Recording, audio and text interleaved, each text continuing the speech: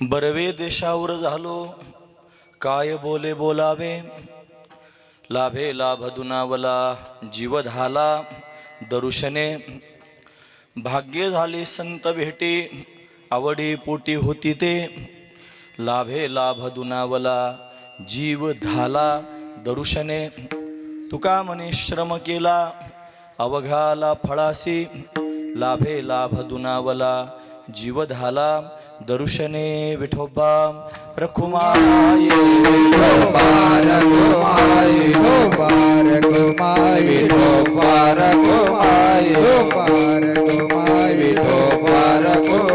विठोबा रखुमाई विठोबा रखुमाई विठोबा रखुमाई विठोबा रखुमाई विठोबा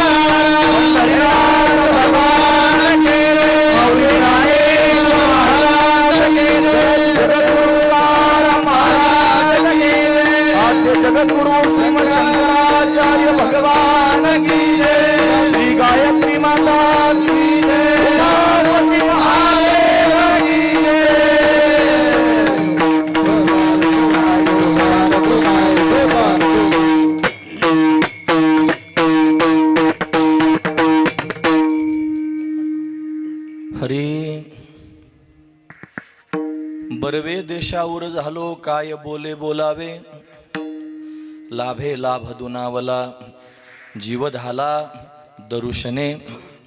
प्रस्तुत प्रसंगी कीर्तन रूपी सेवेकरिता निवडलेला अभंग जगद्गुरु जगतवंदनीय सर्वांच्या अंतकरणाचं अधिष्ठान असणारे माऊली तुकोबाराय यांचा 4 चरणांचा आणि एका विशिष्ट असणाऱ्या लाभाने प्राप्त झालेली संतुष्टता वर्णन करून सांगणार अशा पद्धतीचा अभंग आहे. या अभंगामध्ये माऊली तुकोबाराय आपल्याला काय प्रतिपादन करून सांगतात तत्पूर्वी आपण एकदा संतांना नमन करूया. हे श्री संतांची माथा चरणावर, श्री संतांची माथा चरणावर, श्री संतांची माथा चरणावर, श्री संतांची माथा चरणावर, साष्टांग करी दंडवत, साष्टांग करी दंडवत, साष्टांग करी दंडवत. हे शांती पावलो समाव करी, हे शांती पावलो समाव करी, पावलो समाव करी, शांती पावलो समाव करी, वाढवे अंतरे प्रेम, वाढवे अंतरे प्रेम सुख, वाढवे अंतरे प्रेम सुख.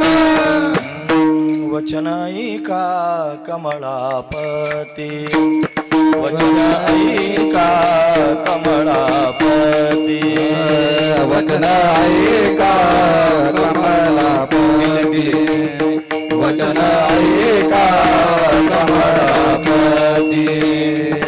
मदरंकाची विनंती, मदरंकाची विनंती, करतोडी तो करे गावी, अमरदासा ले जावळी, माझी लंका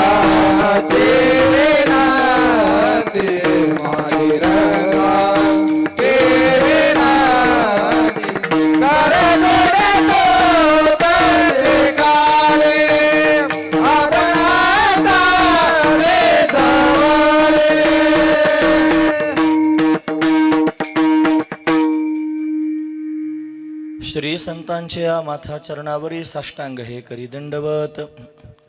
विश्रांती पावलो सांभाळा उत्तरी, वाढले अंतरी प्रेमसुख.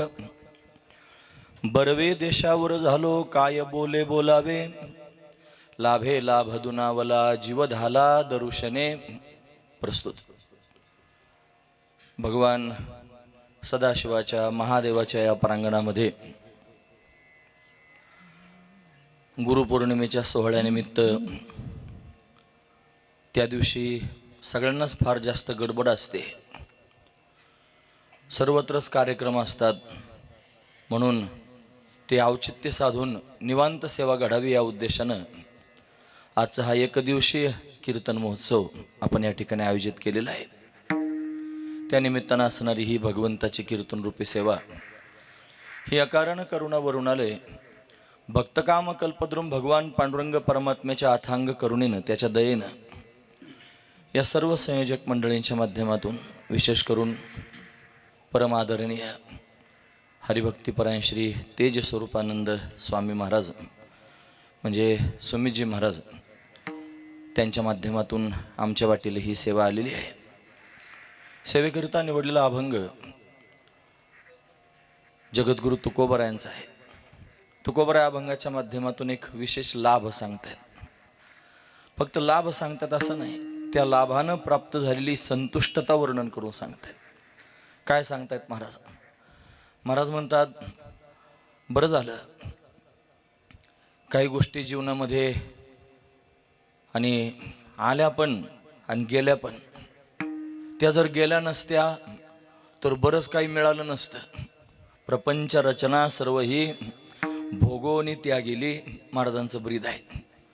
त्यांनी ती प्रपंचाची रचना भोगून टाकून दिली आणि त्या प्रपंचाच्या कक्षेतून त्याच्या त्या विश्वातून आणि भगवत चिंतनाच्या विश्वात आले. म्हणजे त्या स्थितीला सोडून दिलं आणि नवीन असणारी स्थिती अंतःकरणामध्ये धारण केली. याला स्थित्यंतर म्हणतात. आणि त्या स्थित्यंतरालाच बऱ्याच वेळेला देशावर होणे असा शब्द वापरला जातो. तुकोबराय म्हणतात, बरं झालं देशावर झालो. देशावर झाले मग काय झालं तुम्हाला? म्हणे जे प्राप्त झालं ते काय वर्णन करून सांगू, मला शब्द नाहीत सांगण्याकरिता. काय बोले बोलावे, बोल म्हणजे शब्द, या शब्दांच्या माध्यमातून ते काय वर्णन करून सांगावं. जे मला प्राप्त झालंय ते शब्दांमध्ये सांगण्यासारखं नाही. ते शब्दांच्या पलीकडे असणारं जे परमतत्व आहे ते मला प्राप्त झालेलं आहे. कसं प्राप्त झालं असेल? म्हणले मी निघालो प्राप्त करण्याकरिता आणि निर्मळ अंतकरणाने शुद्ध भावनेनं प्रवास करायला निघालो. त्याचा परिणाम मला एक विलक्षण असणारा लाभ झाला. तो लाभ जीवनामध्ये आल्याबरोबर फार समाधान झालं. त्या लाभाबरोबर मला ज्याची आवश्यकता होती, ज्याची मला अपेक्षा होती, गरज होती, उत्कंठा निर्माण झालेली होती आणि ते प्राप्त झालं. म्हणजे काय प्राप्त झालं? भगवंताचं दर्शन मला प्राप्त करून घेण्याची इच्छा होती आणि म्हणून मला जो लाभ झाला त्या लाभाच्या माध्यमातून भगवत दर्शनापर्यंत मला जाण्याची संधी प्राप्त झाली. म्हणजे भगवत दर्शनाचा दुसरा लाभ प्राप्त झाला. लाभे लाभ दुनावला, एका लाभानं दुसरा लाभ दुप्पट झाला. मग काय झालं? जीव झाला दर्शने, भगवंताचं दर्शन झालं आणि जीव हा संतुष्ट झाला. झाला म्हणजे संतुष्ट झाला. आणि कशानं? तर दर्शने, दर्शन झालं. त्या दर्शनानं जीवाला संतुष्टता प्राप्त झाली. कसं काय झालं असेल महाराज? हे होणं तसं शक्य नाही. म्हणजे बरोबर आहे तुमचं म्हणणं, हे होणं तेवढंसं शक्य नाही, सोपं नाही. पण ते होण्याकरिता कारणच तसं घडलं. काय कारण घडलं? भाग्ये झाली संत भेटी, भाग्यानं संत भेटले आणि म्हणून असा लाभ माझ्या जीवनात भगवत दर्शनाचा प्राप्त झाला. याचा अर्थ सगळे लोक करतील की भाग्यात असलं तर संतांची भेट होते. म्हणजे भाग्यावर अवलंबून राहतील सगळे लोक. ते म्हणतील मग आपलं चालू आहे मस्त. ज्या वेळेला भाग्य उदय आलेल त्यावेळेला संत भेटतील असाही प्रयत्न करून जर भेटणार नसतील आणि भाग्यानं जर भेटणार असतील तर जेव्हा भाग्यात असेल त्यावेळेला भेटतील संत, असं म्हणून मनुष्य निवांत राहील. म्हणून असं होऊ नये, अशी अतिव्याप्ती दुसरीकडे जाऊ नये, त्याची व्यावृत्ती करण्याकरिता तुकोबारांनी शब्द रचना केली. आणि पुढे म्हणले, आवडी पोटी होती ते उगाच संत भेटत नसतात. आपल्या अंतकरणामध्ये संतांच्या भेटीची आवड पण असली पाहिजे. ती आवड जर नसली तर संत जवळ असून सुद्धा त्यांनी महाराज त्यांची काहीच किंमत आपल्याला वाटणार नाही. म्हणून भाग्य झाली संत भेटी, आवडी पोटी होती. माझ्या पूर्वीच पोटात संतांच्या भेटीविषयीची आवड होती आणि भाग्योदय झाला आणि संतांची भेट झाली. फार महत्वाचा मुद्दा आहे. म्हणून हे सगळं होण्याकरिता कारण जर काय असेल तर मी देशावर झालो. देशावर होणं तेवढं सोपं नाही. पुढं आपण त्याचं चिंतन पाहणार. आताच जर सांगितलं तर मग ते गौप्य उघडं होईल ना महाराज. म्हणून तुमच्या मनामध्ये थोडंफार तरी असलं पाहिजे ना भाव, उत्कंठा असली पाहिजे की आता नेमकं काय अर्थ असेल याचा. म्हणून देशावर होण्याकरिता फार श्रम घ्यावे लागतात. माझ्या जीवनामध्ये मी फार श्रम घेतले, कष्ट घेतले आणि ते कष्ट फळाला आले. तुका म्हणे श्रम केला अवघा आला फळासी, संपूर्ण श्रम फळाला आला. काय झालं? जीव झाला दर्शने, भगवंताचं दर्शन झालं आणि जीव हा संतुष्ट झाला. ही संतुष्टी त्यांनी प्राप्त झाली तुकोबराय. आणि संतुष्टीचा ढेकर जणू काय अशा पद्धतीने तृप्तीचा ढेकर आपल्या सर्वांच्या समोर देत आहेत. आणि मनुष्य जीवनामध्ये, मानवी जीवनामध्ये हे सगळ्यात महत्त्वाचं चिंतन आहे. याच्याकडे त्यांनी सगळ्यांनी लक्ष दिलं पाहिजे. याचा विचार सर्व लोकांनी केला पाहिजे की आपण संतुष्टीपर्यंत आलो का, आपण तृप्त झालो का. जर झालो नाही तर मग तृप्त होण्याकरिता आपण प्रयत्न केले नाहीत का बाप्पा. प्रयत्नच प्रयत्न. जन्मल्यापासून आतापर्यंत संतुष्ट होण्याकरिताच प्रयत्न चालू आहेत. पण असं कोणतंच साधन सापडलं नाही की ज्याच्यामुळे आपण संतुष्ट झालो. का संतुष्ट होत नाहीत त्याचं कारण आहे आपण ज्या देशात वावरतो ना तिथं संतुष्टी नाही. तुम्हाला तो देश सोडून दुसऱ्या देशात जावं लागेल तेव्हा संतुष्टी प्राप्त होईल. असं म्हणल्यावर एखाद्या माणसाला वाटेल की हा भारतातून जा म्हणतो. असा अर्थ त्याचा नाही. मी सरळ अर्थ सांगतोय ना. तुम्हाला भाव त्यातला सांगायचा आहे. तो भाव विशेष आहे, ऐकण्यासारखा आहे. आणि म्हणून त्या भावापर्यंत आपल्याला प्रवेश करायचा. असा अभंगाचा सरळ अर्थ पाहण्याचा आपण प्रयत्न केला. विठोबा रखुमाये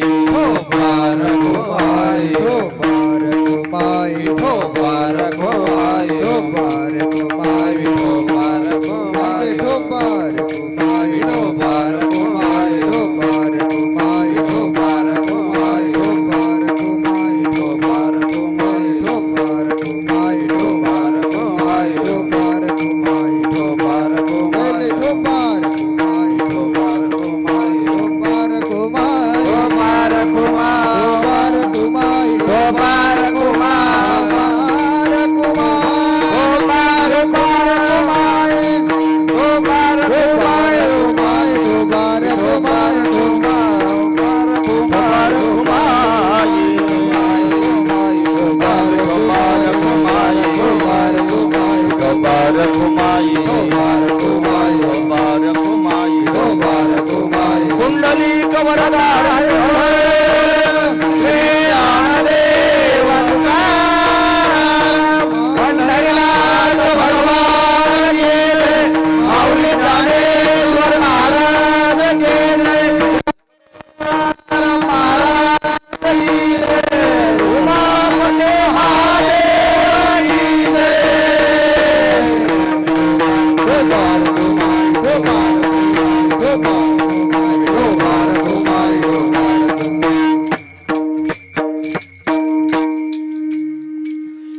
बरवे देशावर झालो काय बोले बोलावे, लाभे लाभ दुनावला जीव झाला दरुशने. प्रस्तुत आज आपण गुरुपौर्णिमेच्या दिवशी मोठा सोहळा तगणी करता येत नाही म्हणून आजच्या दिवशी हा सोहळा करायचं ठरवलं. करता आला असता पण मग सगळ्याच लोकांना शक्य झालं नसतं. लोकांची वाटाघाट झाली असती. आज मात्र सगळेच लोक जुळून अशा पद्धतीने आलेले आहेत. म्हणून थोडा वेळ भगवंताची सेवा करायची आहे. का सेवा केली पाहिजे, कशाकरिता आपण सेवेमध्ये पदार्पण केलं पाहिजे त्याचं कारण शोधलं पाहिजे. सेवा शब्द आला की त्याच्या पुढचा एक शब्द असतो मेवा. सेवा केली की मेवा प्राप्त होतो. काय मेवा प्राप्त केला पाहिजे, मिळवलं काय पाहिजे. किम श्रेय हा भागवतातलं चिंतन आहे. मनुष्य जन्माची सफलता कशात आहे, काय प्राप्त करून घेतलं पाहिजे याचा विचार केला पाहिजे. आपल्याला मानवीय शरीर प्राप्त झालेलं आहे. या मनुष्य शरीरामध्ये आपण विश्रांतीला आलेलो आहोत. एक मुक्काम आहे हा. हा एक त्यांनी पाढावा आपला पडलेला आहे. जसं आपण पंढरपूरच्या वारीला आता सर्वजण जाऊन आलो, रोजचा एक मुक्काम होता. दिवसभर चालायचं, संध्याकाळचा मुक्काम व्हायचा, परत सकाळी उठायचं, परत चालायचं, परत मुक्काम व्हायचा. असे आपण जीव झाल्यापासून फार मुक्काम केलेले आहेत. सगळे मुक्कामच मुक्काम आहेत. कुठे कुठे मुक्काम केले असतील आपण 84 लाख योनी आहेत. त्या 84 लाख योनींमध्ये आपले मुक्काम पडलेले आहेत. फक्त ते 84 लाख योनींमध्ये नाही, त्याच्यातही विविध प्रकार आहेत.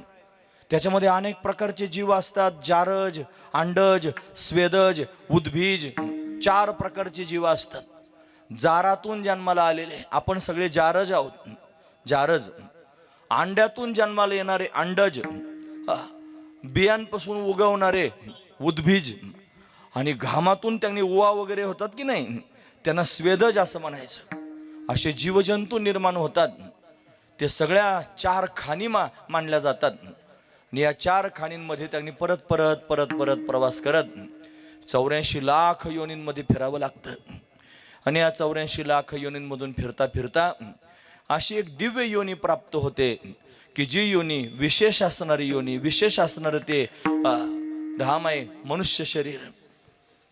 या मनुष्य शरीरामध्ये आल्यानंतर ही जी सगळी आवागमनाची परंपरा आहे, ही परंपरा थांबवता येते. कारण हे गाढव, कुत्रा, बैल, मांजर, डुक्कर, उंदीर हे सगळं त्यांनी होणं सोपी गोष्ट नाही. फार वेदना असतात, फार कष्ट असतात. काय सांगू गर्भीच्या यातना, मज भोगिता नारायणा, माणसं मळमूत्र जाना तुझ क्षणोक्षणा ध्यातसे. लोकांना आता त्याची कल्पना नाही. का बरं नाही? विसर पडला म्हणून. नाही तर आपण फार दुःख सहन करत आलेलो आहोत. आपण आईच्या गर्भात असताना खाली डोकं वर पाय करून नाकी, तोंडी, कृमी, किडे, गर्भवासाचे दुःख गाढे कवनापुढे सांगावे, ह्या वेदना आपण सहन केलेल्याच आहेत. पण आज आपल्याला त्याचा विसर पडलेला आहे. जरी विसर पडला असला तरी आपण सहन केलं नाही असं नाही. भयंकर वेदना असतात. जर या जन्मामध्ये त्या वेदना घालवण्याकरिता प्रयत्न केला नाही तर मग मात्र परत दुसरा जन्म घ्यावा लागेल आणि ती वेदनांची शृंखला अशीच कायमस्वरूपी चालू राहील. महत्वाचा मुद्दा आहे. म्हणून हे जे शरीर, मानवी शरीर प्राप्त झालेलं आहे, या मनुष्य शरीरामध्ये आणि मुक्त होता येतं. तैसे येण्याची शरीरे शरीरा येणे सरे, किंबहुना येरझारे चिरा पडे. पण येरझार घालवता येते मनुष्य शरीरामध्ये आल्यानंतर. हा महत्वाचा विचार आहे. पण किती लोकांना असं वाटतं की मी येरझारीत अडकलेलो आहे. किती लोकांना असं वाटतं मी जन्म मरणाच्या परंपरेत कचाट्यात सापडलेलो आहे.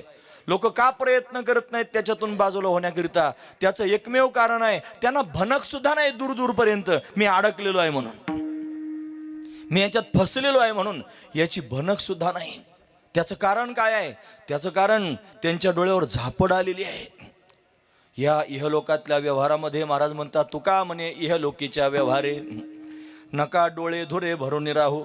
डोळ्यात धूर भरून राहू नका. अरे हे त्यांनी जे तुम्हाला प्राप्त झालेलं आहे हे काही फार काळापुरतं नाही. हे क्षणभंगूर आहे नाही भरवसा. वारे सावध सोडा माया आशा, काही नचले मग गळा पडेल फासा. पुढे हुशार थोर आहे वळसागा. हे एक दिवशी जाणार आहे. आणि असं जाणार आहे जे परत कधीच आपल्याला दिसणार नाही, भेटणार नाही. आपलं म्हणण्यासारखं काही शिल्लकच राहणार नाही. आज ज्याला मकडतात लोक, आज ज्याला मी म्हणून, माझं माझं म्हणून त्यांनी थैमान घातलेलं आहे लोकांनी. आणि ते काही फार काळापुरतं नाही, अल्प काळापुरतं. अल्प आयुष्य मानव देह शतगणिले ते अर्धरात्र खाय, मध्ये बालत्व पीडा रोग क्षय, काय भजनासी उरले ते पाहेगा. अल्प आयुष्य मानव देह, मनुष्याचं शरीर हे अल्प आयुष्य आहे. आणि त्याच्यात पुन्हा त्यांनी अर्ध तर झोपेतच जातं. अर्धरात्र खाय, त्याच्यात पुन्हा मध्ये बालत्व, पीडा, रोग, क्षय या सगळ्या गोष्टी त्याच्यात जोडून येतात. मग भजन करायला किती शिल्लक राहतं? काय भजनासी उरले ते पाहेगा. मनुष्य शरीर प्राप्त झालेलं आहे. आणि हे मनुष्य शरीर या अनादिकालापासून आलेल्या जन्म मरणाच्या परंपरेला घालवण्याकरिता प्राप्त झालेलं आहे. मग आपण काय केलं पाहिजे?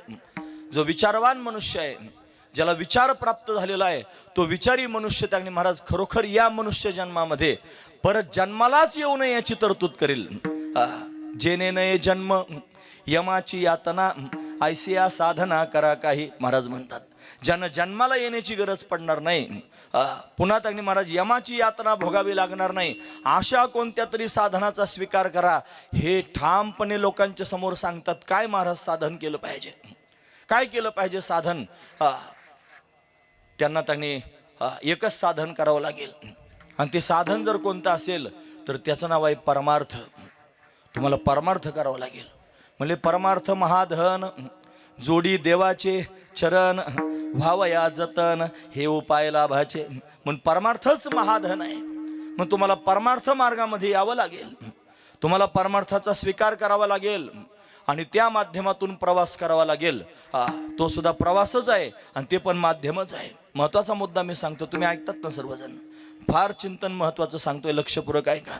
माझ्याकडे वेळ फार कमी आहे, 8:15 वाजलेले आहेत. मला 9 वाजेपर्यंत थांबायचं आहे. अर्ध्या पाऊण तासात तुमच्या समोर चिंतन मला मांडायचं आहे. पण एकाग्र चित्तानं ऐका. ज्याच्याकरिता महाराजांनी हा सोहळा त्यांनी संपन्न केलेला आहे, ते म्हणजे त्यांनी आपल्याला चिंतन घडावं, आपल्याला काहीतरी पदरात पडावं.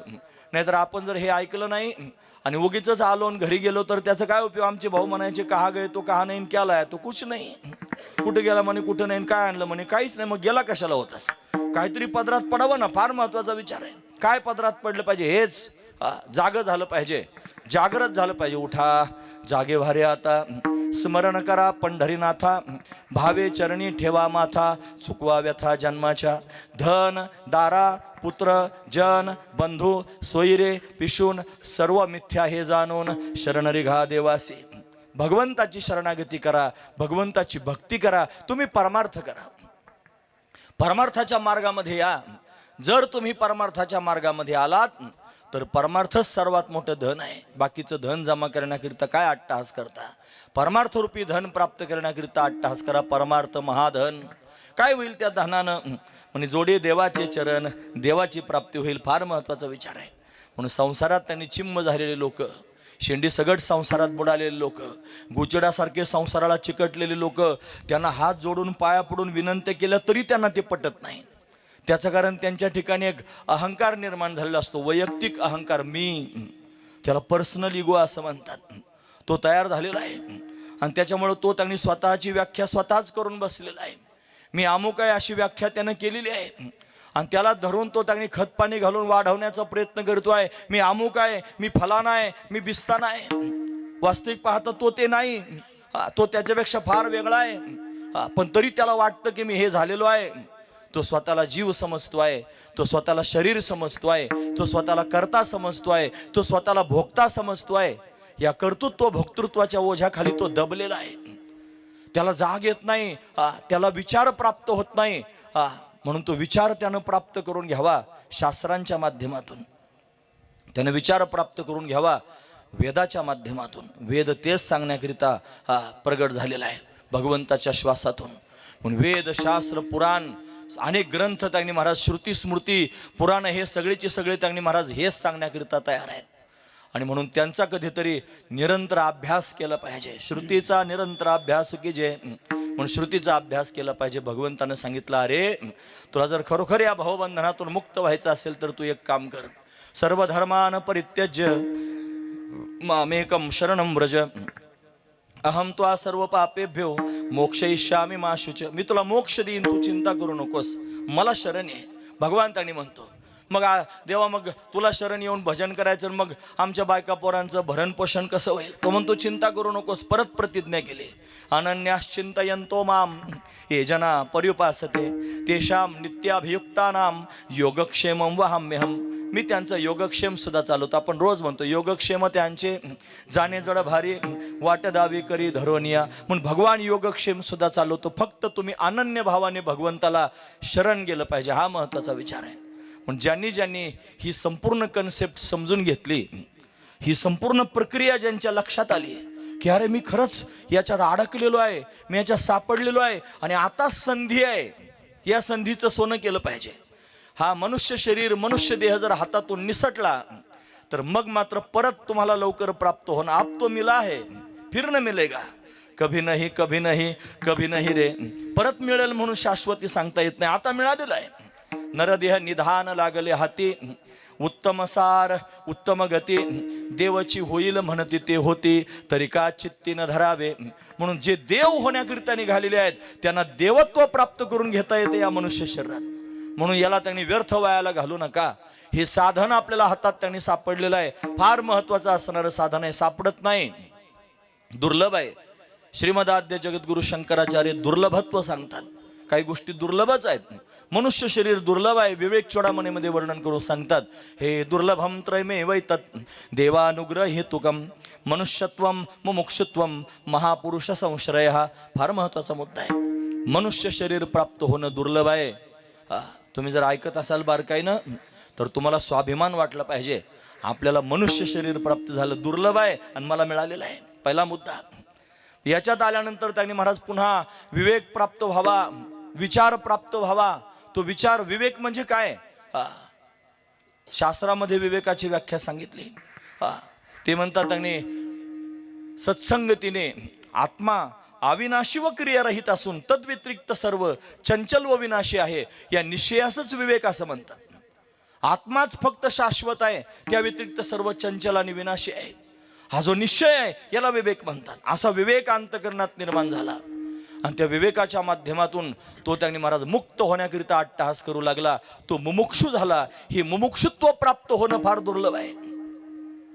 मनुष्य शरीर प्राप्त झालेले लोक फार आहेत जगामध्ये. तुम्ही ऐकतात की नाही? लक्षपूर्वक ऐका. पण मनुष्य शरीर जरी प्राप्त झालं असलं, हे दुर्लभ शरीर जरी मिळालं असलं, तरी किती लोकांना वाटतं मला मोक्ष प्राप्त व्हावा. जरी इथं आपण कीर्तन ऐकण्याकरिता आलो असलो तरी कीर्तनात बसल्या बसल्या प्रॅक्टिकल केलं पाहिजे आणि स्वतःच्या मनाला प्रश्न विचारले पाहिजेत की खरंच मला मुक्त होण्याची इच्छा आहे का? मला या परमार्थाच्या माध्यमातून मुक्त होण्याची इच्छा आहे का? अरे इच्छा सुद्धा लोकांना होत नाही मुक्त होण्याची. नुसता बाह्यांगानं परमार्थ करण्यात काय अर्थ आहे? परमार्थ तर अंतरंगाचा असतो. बहिरंगानं त्यांनी महाराज कितीही परमार्थ केला तरी परमतत्वापर्यंत जाता यायचं नाही. पण मोक्ष प्राप्तीची इच्छा अंतःकरणात निर्माण झाली पाहिजे. दुर्लभ आहे, सगळ्यांच्या मनात निर्माण होत नाही. ज्याच्या मनात निर्माण झाली त्याला चैन पडत नाही. तो रात्रंदिवस त्याला तळमळ ऐसी चिंता करी सदा सर्व काळ. रात्रंदिवस जीवना वेगळे मासोळे तैसा तुका तळमळे. तळमळ तळमळ त्याच्या चित्ताची होते. कधी काही मी उद्धार पावेन, काही हे कृपा करील नारायण, ऐसे सांगा तुम्ही संतजन, करा समाधान चित्त माझे. त्याच्या जीवाची तळमळ होते. त्या मोक्ष स्वरूपापर्यंत जाण्याकरिता, ज्ञानापर्यंत जाण्याकरिता फार त्याचा जीव कासावीस होतो. जे भगवंताला शरण गेले भगवान त्यांना ज्ञान प्राप्त करून देतो. मी सांगतो असं नाही, मी भगवंताचं वचन सांगतो. भगवान म्हणतो तेषाम सततयुक्तानाम भजताम प्रीतिपूर्वकम दधामि बुद्धियोगम तम येन माम उपयांति ते. तेषाम सततयुक्तानाम भजताम प्रीतिपूर्वकम. जे प्रेमानं सतत माझं भजन करतात, दधामि बुद्धियोगम तम, मी त्याला ज्ञान प्राप्त करून देतो. आणि ज्ञानानेच मोक्षापर्यंत जाता येतं. फक्त तळमळ चित्तात निर्माण झाली पाहिजे. ही तळमळ पैसे देऊन मिळत नाही, ही तळमळ वशिला लावून मिळत नाही. ही तळमळ स्वाभाविकपणे अंतःकरणातून प्रगट व्हावी लागते. आपल्या मनाला कीर्तनात खोटं बोलायचं नाही.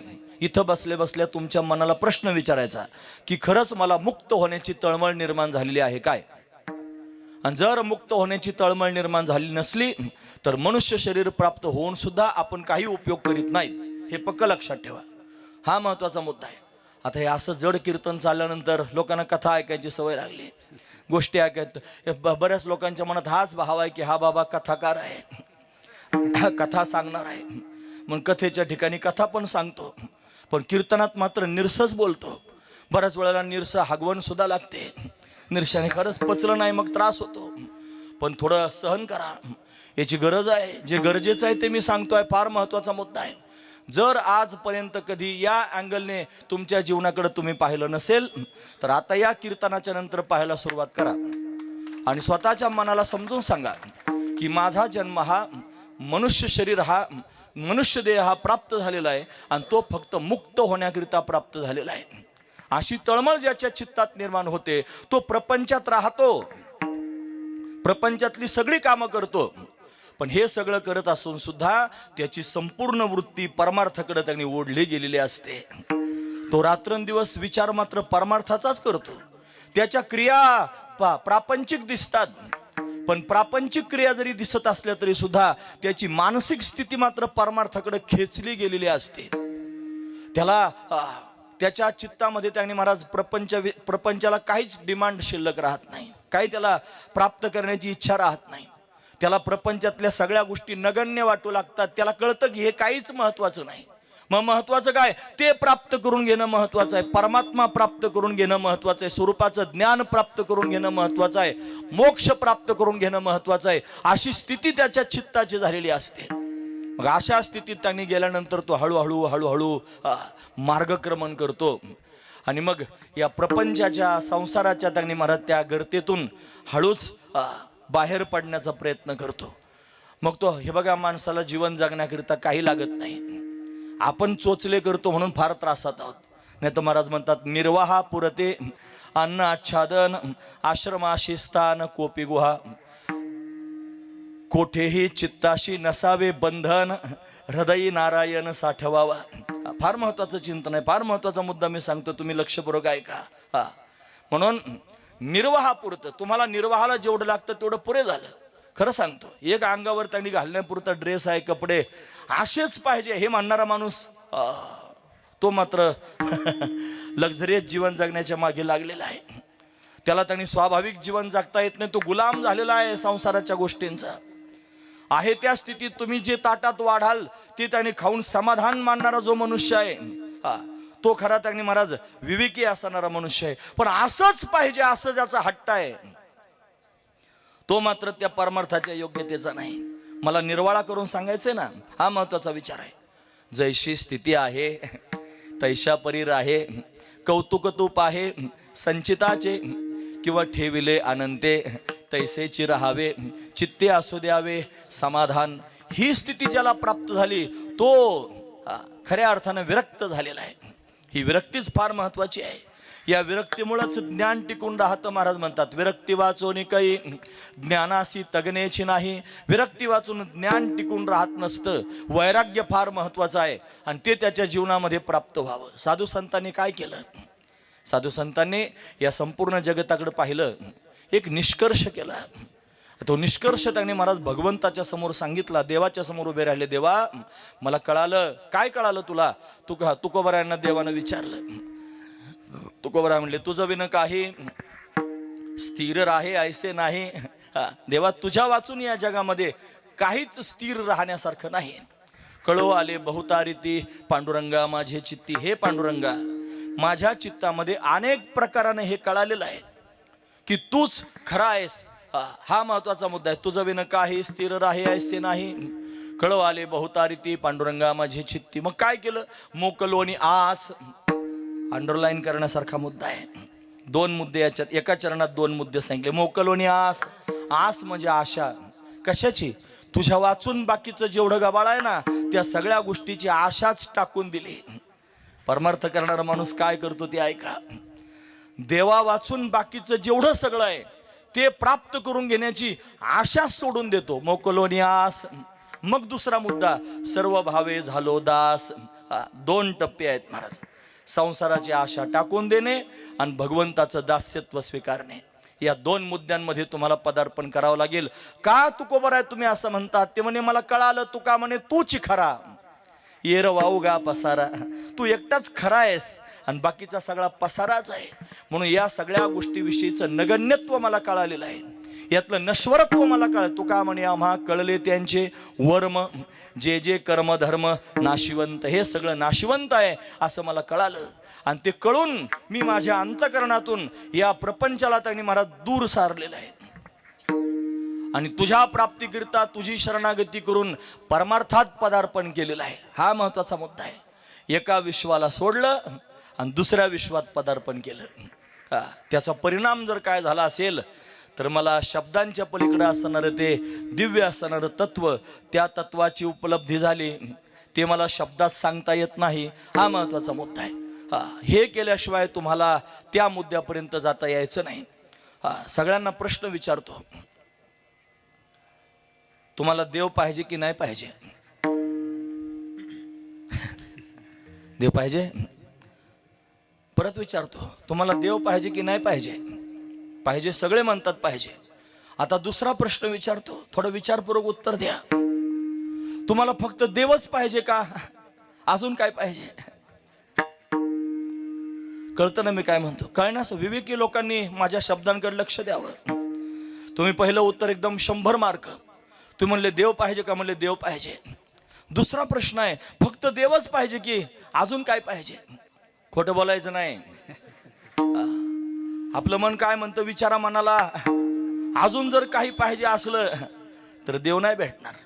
ज्याला देव पाहिजे त्याला फक्त देवाचं चिंतन करावं लागेल, तेव्हा त्याला देव. मग का सोडून द्यायचे का बायका पोरं, जायचं हिमालयात निघू, जाऊ नकोस, त्यांच्यात राहा, सगळे कामं कर, तुझे कर्तव्य पूर्ण कर, पण तुझ्या चित्तामध्ये ते प्राप्त करून घेण्याची अपेक्षा ठेवू नकोस. फक्त देव प्राप्त करण्याची अपेक्षा ठेव आणि देवाचं चिंतन कर.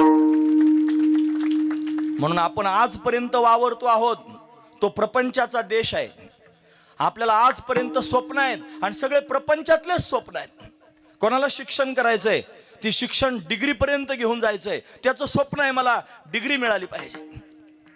मग झालं का, डिग्री मिळाली आणि पूर्ण झालं, त्याच्या पुढं काही आहे ना?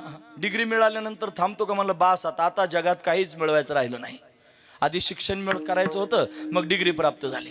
मग डिग्री प्राप्त झाल्यानंतर आता थांबला, आता काय कर, आता असं थांबतो का? नाही. मग तो म्हणतो जॉब मिळाला पाहिजे, कुठेतरी नोकरी मिळाली पाहिजे, सरकारी जॉब, चांगलं पॅकेज असलं पाहिजे. त्याच्या मनातला भाव आहे महाराज. मग तो चांगली नोकरी प्राप्त करून घेतो. मग नोकरी मिळाली, बस थांबला. आता थांबतो का? नाही. मग नोकरी मिळाली, आता तुम्ही हुशार आहात, फार सुज्ञ आहात, वेगळं सांगायची गरज नाही. आता लगेच पुढच्या टप्प्यात त्याला बायको करायची इच्छा होते. छोकरी, नोकरी मिळाली, आता त्याला बायको करायची इच्छा होते. बरं, आता मिळत नाहीत लवकर बायका, पण मिळालीच त्याला, फार कष्टातून त्याला बायको मिळाली. झाली, बायको केली. मग बास म्हणला, आता काय मिळवायचं राहिना, असं होईल.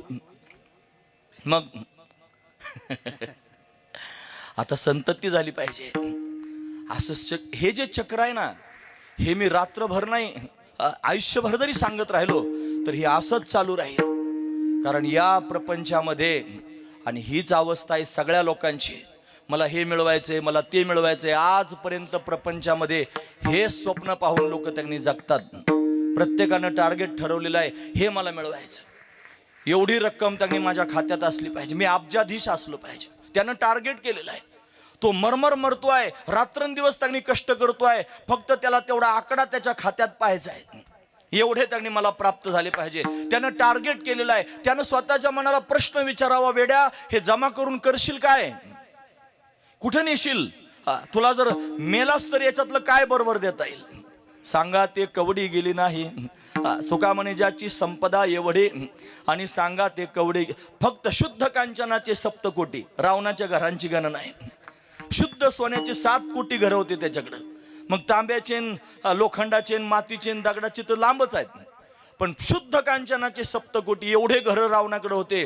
80,000 बायका ज्याला होत्या, एवढं सामर्थ्य ज्याच्यात होतं, त्याला 14 चौकड्यांचं आयुष्य होतं, एवढं ज्याला त्यांनी सामर्थ्य प्राप्त झालं होतं, आणि तो मेल्यानंतर त्याला कवडी सुद्धा बरोबर नेता आली नाही. मी प्रपंचातलं चित्र सांगतोय.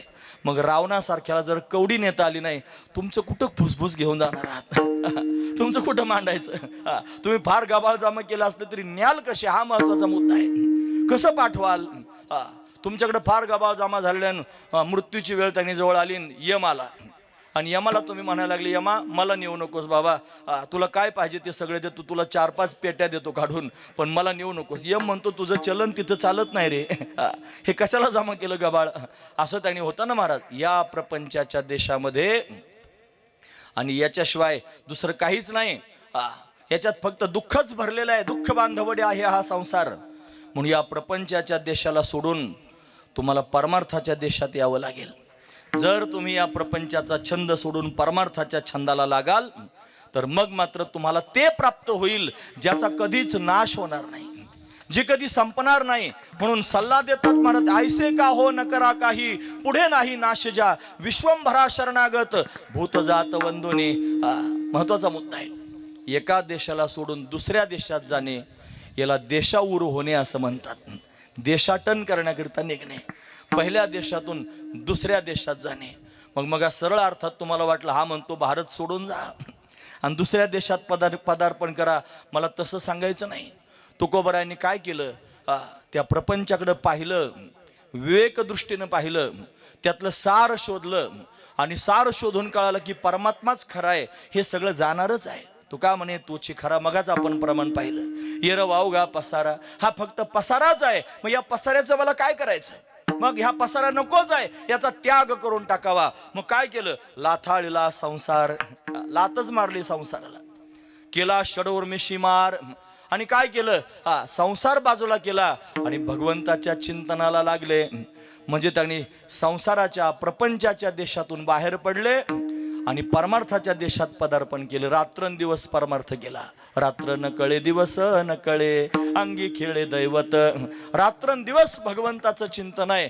दिनरजनी हाची धंदा, गोविंदाचे पोवाडे, अखंड भगवंताचं चिंतन करत राहिले. त्याचाच उद्धार करतो देवतेशा महम समुद्धरता मृत्यू संसार सागरात. असं त्यांनी भगवान प्रतिज्ञापूर्वक सांगतो, मी सगळ्यांचा उद्धार करण्याकरिता तयार आहे. माझं भजन करा, मला शरण या, मी तुम्हाला उद्धारापर्यंत नेईन. म्हणून भगवंताची वचनं, संतांची वचनं त्यांनी पाहिली आणि मग त्यांनी शरणागती वेदशास्त्र पुराणांना पाहून भगवंताची केली आणि प्रपंचाच्या देशातून त्यांनी परमार्थाच्या देशात आले. त्याचा परिणाम जर काय झाला असेल तर दिव्यत्व प्राप्त झालं. अहो काय प्राप्त झालं ते सांगा ना. ते मला खरं सांगतो, मला प्राप्त झालेलं आहे, पण जे प्राप्त झालं ते असं प्राप्त झालं की जे शब्दात वर्णन करून सांगता येत नाही. जे शब्दांच्या पलीकडचं आहे, काय शब्दांनी वर्णन करून सांगू?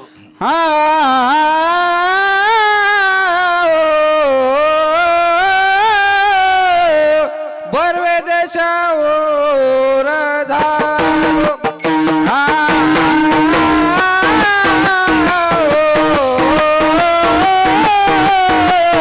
बर्वे देशावर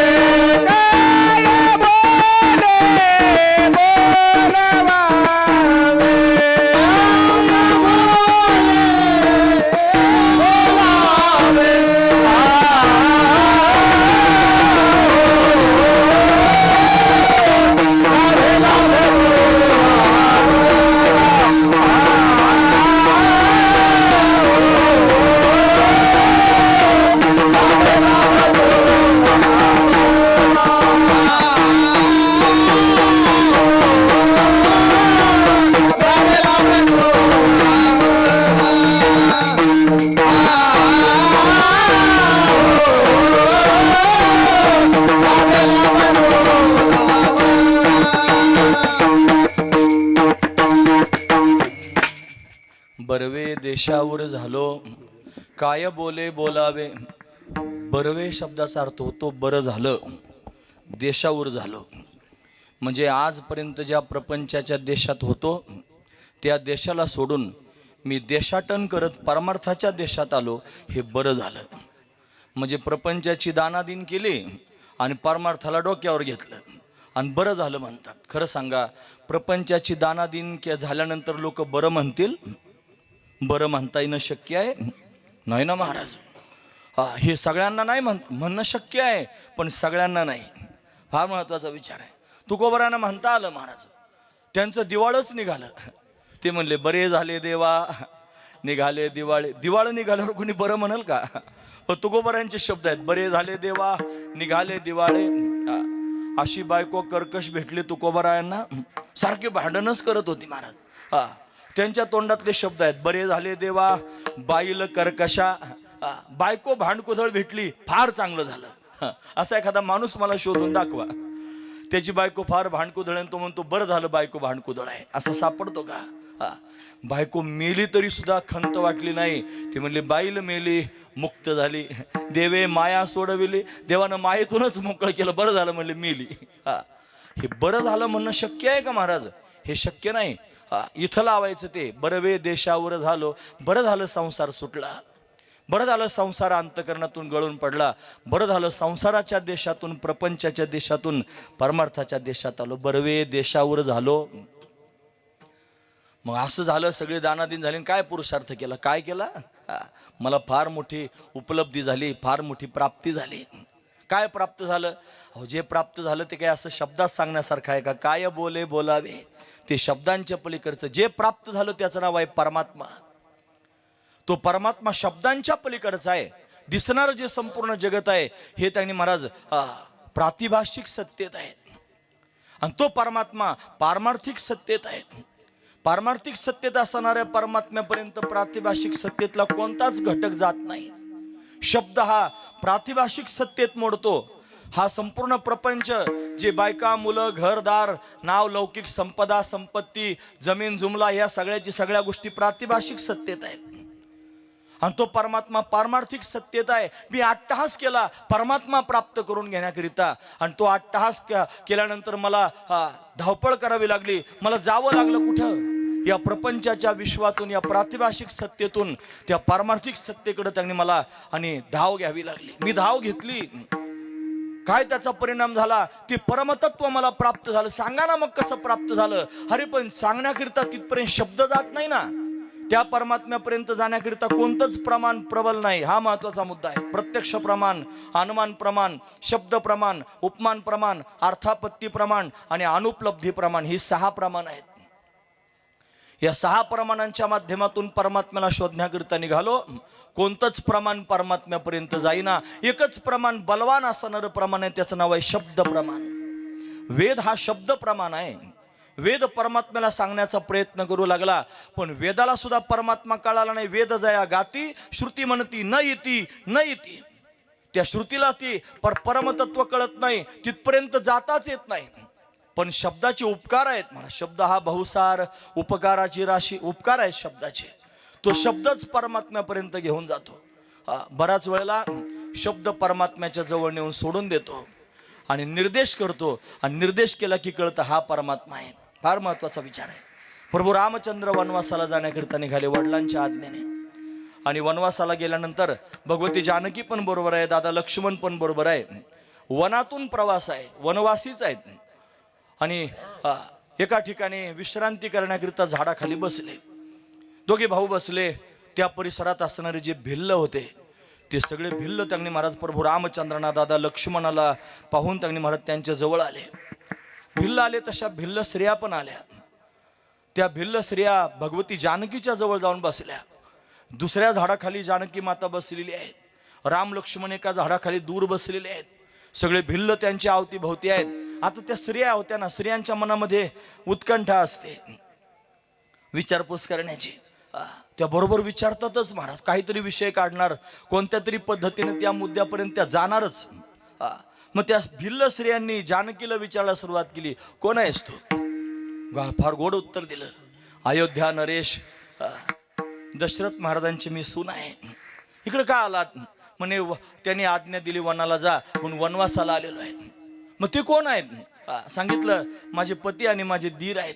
सगळी चौकशी सुरू झाली. आता ह्या सगळ्या चौकशी अंती त्या स्त्रियांनी मग आणखी उत्कंठेनं विचार, त्यांच्या मनात प्रश्न निर्माण झाला. एक पती आहे आणि एक दीर आहे, हिचा पती नेमका कोणता असेल असा प्रश्न त्यांच्या मनात निर्माण झाला. मग त्याने विचारलंच न राहवल्यामुळं सीतेला विचारलं, त्याचा तुझा पती कोणता आहे?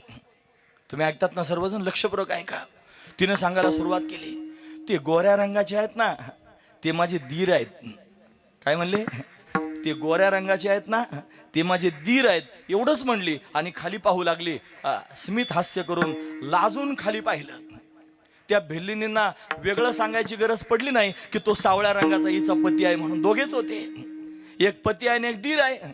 आणि तिनं काय उत्तर दिलं, ते गोऱ्या रंगाचे आहेत ते माझे दीर आहेत असं म्हणली. आणि लाजून तिनं खाली पाहिलं. भिल्लिनींना आपोआपच कळालं तो सावळ्या रंगाचा हिचा पती आहे. खरं सांगा, हे शब्दांनीच केलं की नाही? हे कोणी केलं? तो पती आहे, तिनं सांगितलं का शब्दांनी हा माझा पती आहे? नाही सांगितलं. पण तो हिचा पती आहे हे शब्दांशिवाय कळालं का? नाही कळालं. शब्दांनी वेगळ्या पद्धतीने सांगितलं. म्हणून वेदामध्ये विधेय विशेषण आणि निषेध विशेषण वर्णन करून सांगितलं. हा महत्वाचा मुद्दा आहे. वेदाला विचारलं त्या श्रुतींना, म्हणले हा परमात्मा आहे का? म्हणले न येती. मग याचं कारण परमात्मा आहे का? म्हणले न येती. श्रुती म्हणती नेती नेती न येती न येती. म्हणजे श्रुती म्हणते हा परमात्मा नाही, हा याचं कारण परमात्मा नाही. मग परमात्मा कसा आहे? परमात्मा या सगळ्यांच्या पलीकडचं शब्दाच्या पलीकडचं असणारं तत्व आहे असं श्रुती त्यांनी वर्णन करून सांगते. म्हणून तुकोबराय म्हणतात की मला ते प्राप्त झालेलं आहे.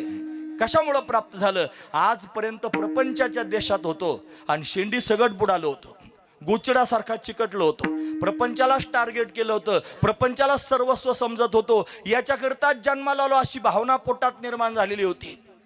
पण विवेक धारण केला आणि कळालं अरे हे नासक कुचक याच्याकरता काय जन्म खर्च करू. आणि खरं सांगतो मी तुम्हाला, या प्रपंचातल्या लोकांकरता जर तुम्ही जन्म खर्च करत असाल तर खर्च करू नका. अख्खे भामटे आहेत, तुम्हाला भांडणं लावून द्यायला आलास का? आमच्यात भांडणं लावून देतोस का? घरच्या लोकांना आमच्या भामटं म्हणतोस? हा, मग प्रयोग करून बघा. ते जर खरंच तुमच्यावर प्रेम करतात तर तुमच्याकरता मरण्याकरता किती तयार आहेत. तुमच्या अहो आता झंझावातासारखा कोरोना येऊन गेला ना महाराज, हा, ते प्रेत सुद्धा स्वीकारले नाहीत लोकांनी.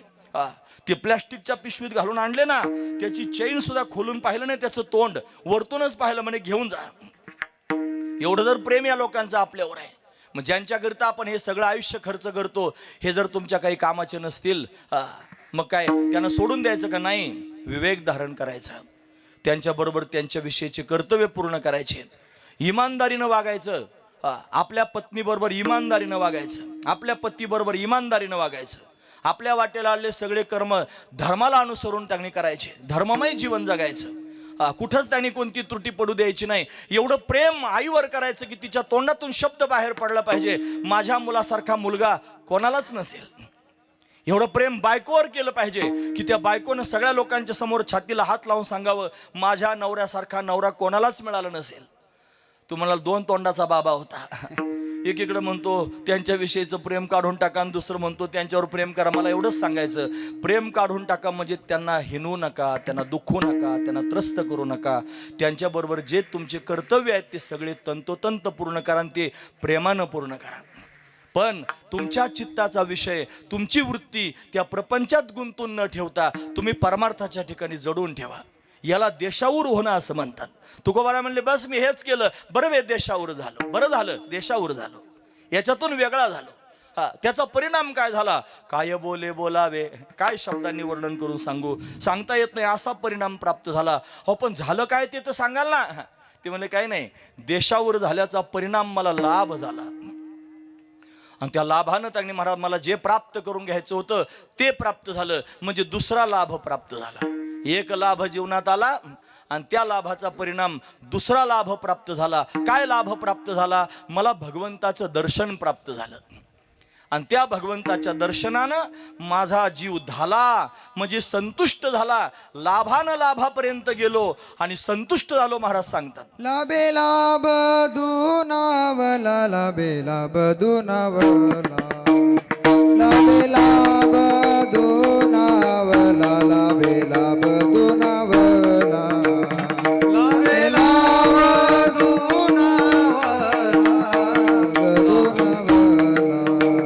लाभे लाभ दुनावला, लाभे लाभ दुनावला, जीवदाला दर्शने, जीवदाला दर्शने, जीवदाला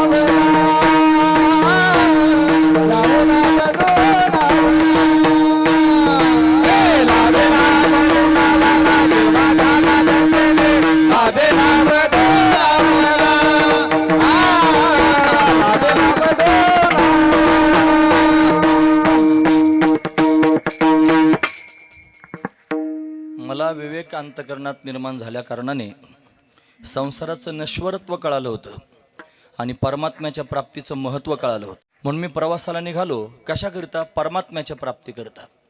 मग ज्या परमात्म्याच्या प्राप्तीकरिता मी प्रवासाला निघालो त्या परमात्म्याच्या प्राप्तीचा मला लाभ झाला. फार महत्त्वाचा मुद्दा आहे. मी त्या लाभापर्यंत जाऊन पोहोचलो. कशामुळं? देशावर झालो म्हणून. तुम्हाला सुद्धा सगळ्यांना प्रश्न विचारला होता, तुम्हाला देव पाहिजे की नाही? प्रश्न होता की नाही? तुमचं काय उत्तर होतं? देव पाहिजे. ज्याला ज्याला देव पाहिजे असं उत्तर देता आलं त्या सगळ्या लोकांनी कान उंच करून ऐका.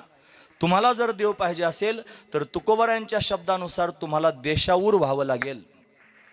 तुम्ही देशावर झाल्याशिवाय तुम्हाला देवाच्या दर्शनापर्यंत जाता येणार नाही. पक्क लक्षात ठेवा मी काय सांगतो ते. या स्टेशनातून तुम्हाला जावंच लागेल. म्हणजे तुम्हाला त्यांनी आजपर्यंत मी प्रपंचाचा आहे, प्रपंचाकरताच जगतो आहे असं जे वाटत होतं हे मनातून पूर्णपणे काढून टाकावं लागेल. निश्चय करावा लागेल की बस उरले ते हरी अवघे तुम्हा समर्पण. फार महत्वाचा मुद्दा आहे. जाग आली की लगेच पाठ समजावी, चालायला लागावं. फार महत्वाचा मुद्दा आहे. हे बऱ्याच लोकांना कळत नाही आणि म्हणून ज्या दिवशी कळालं तो सोन्याचा दिवस समजावा आणि हे कळाल्यानंतर लगेच चालायला लागावं.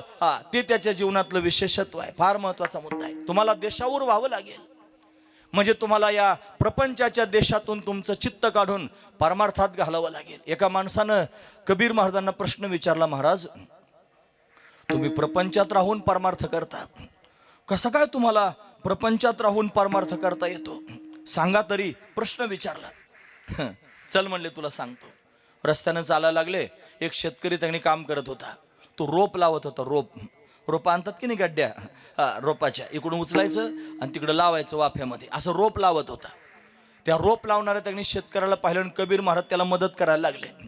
त्याच्याबरोबर इकडून रोप घ्यायचे तिकडं लावायचे, इकडून घ्यायचे तिकडं लावायचे. सकाळपासून दुपार झाली, संध्याकाळ होत आली. तो माणूस बांधावर बसूनच आहे ज्यानं प्रश्न विचारला होता, प्रपंचात राहून परमार्थ कसा करायचा. तो म्हणला, महाराज मी काय बावळट आहे का? तुमच्या मागं फिरतोय, तुम्ही रोपं लावायला लागले आणि मला किती त्रस्त करून टाकलं. सांगा ना प्रपंचात राहून परमार्थ कसा करायचा. ते म्हणले सकाळपासून तेच सांगतोय, सकाळपासून सांगतोय, तुला समजत नाही काय करू. म्हणे काय सांगता आहात? म्हणले इकडचं रोप काढतोय तिकडं लावतोय, इकडचं काढतोय तिकडं लावतोय, इकडचं काढतोय तिकडं लावतोय. कळालं ना तुम्हाला? काय सांगून उपयोग झाला? कळालं? फार महत्वाचा मुद्दा आहे. तसंच आहे महाराज. तुमच्या अंतकरणाची वृत्ती तुम्ही प्रपंचातून काढून आणि परमार्थामध्ये लावा आणि प्रपंच करताना त्यांनी दिसा आणि परमार्थामध्ये अग्रेसर असा. बस एवढं जर तुम्हाला करता आलं तर तुम्हाला परमात्म्यापर्यंत जाता येईल. नाही तर तुमची वृत्ती जर तुम्ही प्रपंचात ठेवली आणि परमार्थ करण्याचा विचार सुद्धा मनाला, मोक्ष प्राप्तीचा विचार सुद्धा मनाला शिवला नाही तर मग मात्र जाता यायचं नाही. ज्यानं असा विचार केला त्याच्यावर भगवंताची कृपा होते. सर्वज्ञ ईश्वर, त्याला कळतं तुमच्या अंतकरणाची काय कंडिशन आहे, तुम्ही कोणत्या स्थितीत आहात, ईश्वराला कळतं. मग ईश्वर तुमच्यावर कृपा करतो आणि त्या कृपेने तुमच्या जीवनामध्ये एक विशेष असणारा लाभ होतो. तो लाभ जीवनामध्ये प्राप्त झाला की मग मात्र त्यांनी तुम्हाला भगवत दर्शनापर्यंत जाता येतं. तुकोबाराय म्हणतात तेच झालं. मी जसाच देशावर झालो, मनापासून परमार्थ क्षेत्रामध्ये आलो आणि तेव्हा त्यांनी भगवंताची कृपा झाली, मला लाभ प्राप्त झाला आणि त्या लाभाचा परिणाम भगवंताच्या दर्शनाचा लाभ झाला. आता याच्या सस्पेन्स आहे. लाभ प्राप्त झाला, नेमकं काय लाभ प्राप्त झाला मुद्दाच आहे. किती वेळचं तेच ऐकतोय, परत परत तू तेच सांगतोय. लाभ प्राप्त झाला आणि लाभानं लाभ प्राप्त झाला. हे काही बालवडी शिकवतोस का? एखादा म्हणेल की नाही? शब्दच तसे आहेत. लाभे लाभ दुनावला. एक लाभ झाला त्यानं दुसरा लाभ झाला, दुप्पट लाभ झाला. काय झाला लाभ, काय झाला ते तर सांगाल की नाही? मग अभंगाच्या 3ऱ्या चरणात सांगतात, भाग्य झाले संत भेटी, भाग्य झाले संत भेटी, भाग्य झाले संत भेटी, भाग्य झाले संत भेटी, भाग्य झाले संत भेटी.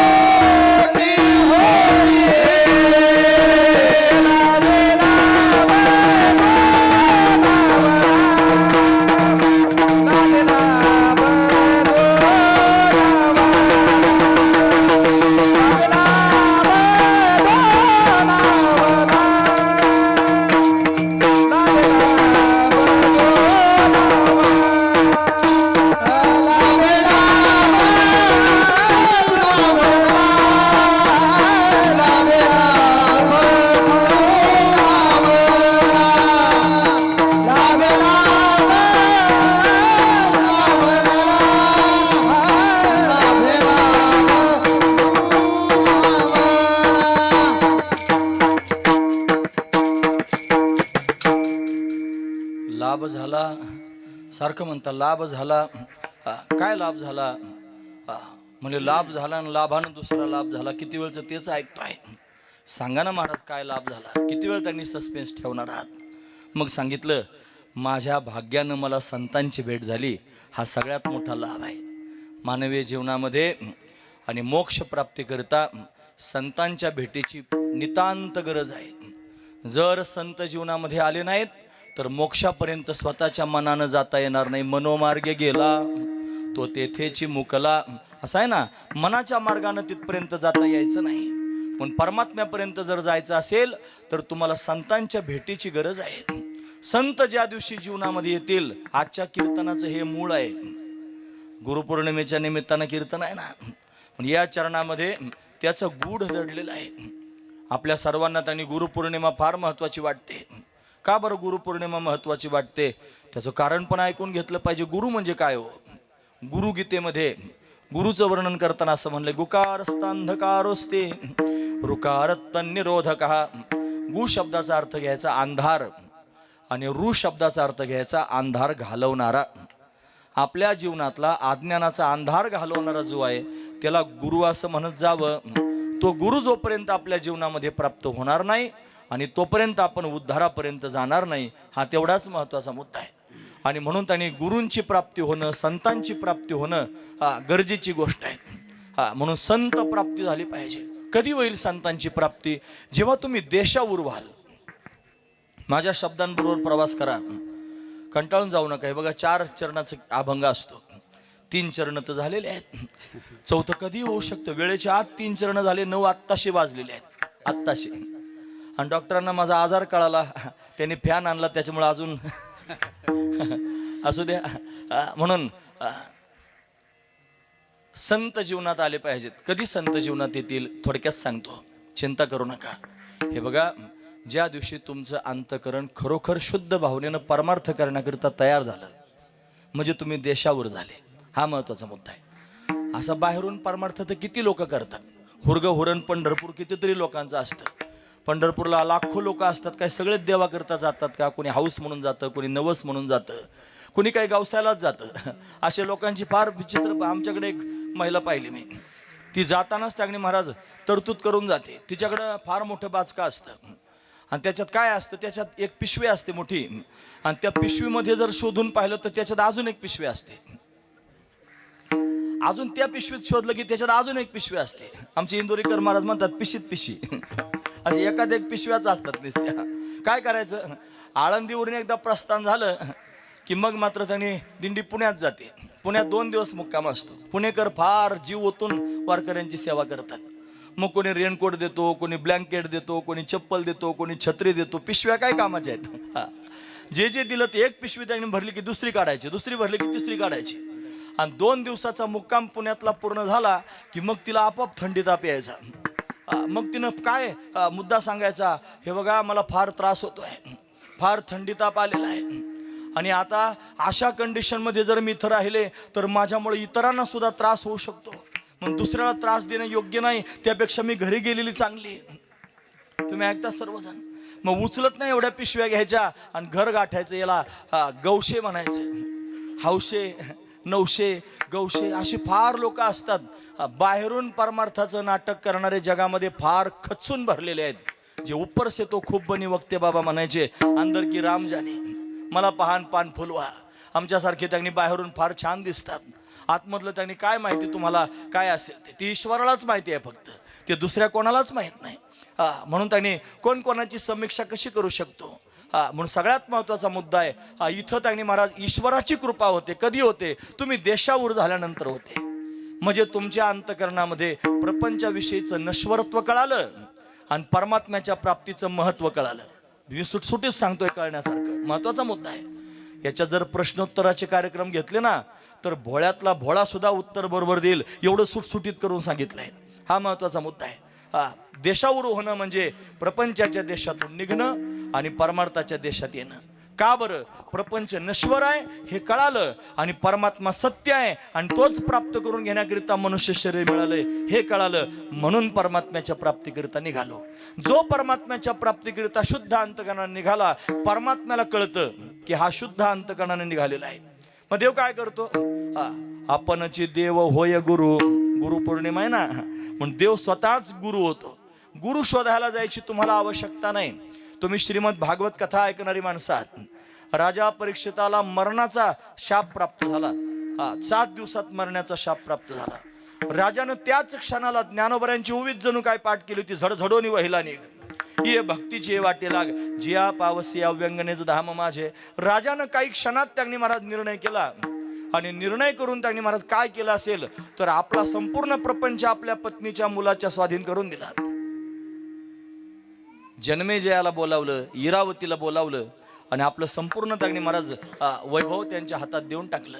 आणि त्याच क्षणाला देवासाठी घेऊन जोग अवघा भोग तेजियाला वलकल वस्त्र परिधान केले, गंगेच्या काठावर आला, विरक्त झाला, वैराग्य संपन्न झाला आणि परमात्म्याच्या प्राप्तीकरिता निघाला. तुम्ही ऐकतात ना सर्वजण? म्हणजेच काय झाला? देशावर झाला. म्हणजे त्यानं प्रपंचाचा छंद मनातून पूर्ण काढून टाकला आणि भगवत दर्शनाकरिता भगवत प्राप्तीकरिता निघाला. त्याचा परिणाम भगवंताला कळालं. त्यानं भगवंताला आर्ततेनं हाक मारायला सुरुवात केली, देवा आता तुझ्याशिवाय मला कोणी नाही, तुझ्याशिवाय कोणी सांभाळू शकत नाही, भगवंता सांभाळ. भार घातल्याशिवाय देव पण काही वारी होत नाही. तू का म्हणे भार घातली आवरी होईल काही वारी नारायण. म्हणून देशावर होऊन भगवंतावर भार घालावा आणि देवाला सांगा, देवा आम्हा न कळे वेद, न कळे पुराण, शास्त्राचे वचन न कळे आम्हाला काहीच कळत नाही. जे कळतं ते तुलाच कळतं. म्हणून मी तुला शरण आलेलो आहे. तुझे शब्द आहेत, मला शरण या, मी तुला शरण आलेलो आहे. आता माझं काय करायचं हे तू ठरव. आता माझी चिंता तुझं नारायणा असा भाव पोटात निर्माण केला पाहिजे.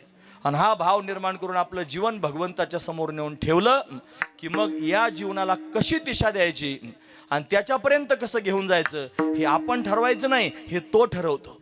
फार महत्वाचा मुद्दा आहे. मग मात्र तुमची ही अवस्था पाहून, ही कंडिशन पाहून देव कृपा करण्याकरिता तयार होतो आणि देवाच्या कृपेने एक विशेष असणारा लाभ तुमच्या जीवनात होतो. तो म्हणजे संत तुम्हाला भेटायला येतात. राजा परीक्षित शुकाचार्यांना शोधायला गेला नाही, तो त्याच्या जागेवरच बसला. पारमार्थिक जीवन धारण करून त्याचा परिणाम भगवंताला चिंता पडली आणि भगवंतानं स्वतः शुकाचार्यांना प्रेरणा दिली की जा, तो वाट पाहतोय. आपणचे देव होय गुरु. जगद्गुरु तुकोबाराय श्रीगुरूंना शोधायला गेले नाही, त्यांचे श्रीगुरु त्यांना शोधत आले. सापडविले वाटे जाता गंगा स्नाना, त्यांनी मला सापडविलं. हा महत्वाचा मुद्दा आहे. म्हणून तुम्ही फक्त प्रयोग तर करून बघा ना, तुम्ही प्रयत्न तर करून बघा ना. तुम्ही संपूर्णपणे भगवंताच्या ठिकाणी समर्पित व्हा. देव तुमचा भार घेईल. भार घातला की घ्यावाच लागतो. महत्वाचा मुद्दा आहे. आम्हाला लहानपणी शाळेची फार तारंबळ होती. आमच्या गावात 4थी पर्यंतच शाळा होती पिंपळगावमध्ये. आणि 5वी पासून पुढं त्यांनी चासला शाळेला जावं लागायचं. साधन नव्हतं काही, डोंगरातला रस्ता, पायी जावं लागायचं. आणि जाताना त्यांनी दप्तर भलं मोठं असायचं. बरं मी एकटाच जात होतो असं नाही, माझी बहीण आहे, 2 बहिणी माझ्याबरोबर येत होत्या. आता त्या वयानं माझ्यापेक्षा लहान होत्या.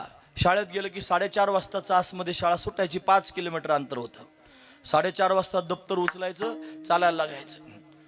आणि मग माझं दप्तर मला जड व्हायचं, तसं तिचंही दप्तर तिला जड व्हायचं, बहिणीचं पण तिला चालताच येत नव्हतं. माझ्यापेक्षा वय कमी होतं, नाजूक होते. मग तिनं काय करायचं, भाऊ माझं दप्तर घे ना.